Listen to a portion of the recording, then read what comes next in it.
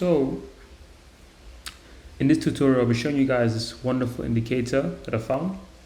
It's called TUTCI. Now this indicator is very powerful because it tells you when to buy and when to sell. Not only that, also tells you when to get out of the trade. For example, I'll show you an example right here. That was a buy signal right there.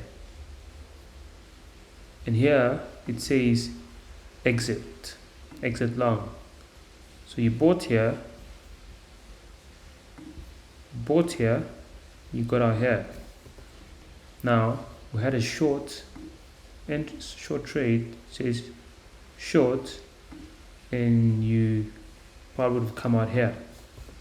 You had another buy trade right here, and you probably would have come out somewhere up here, right here. See that? And another one, long entry buy, you'd have come out somewhere here.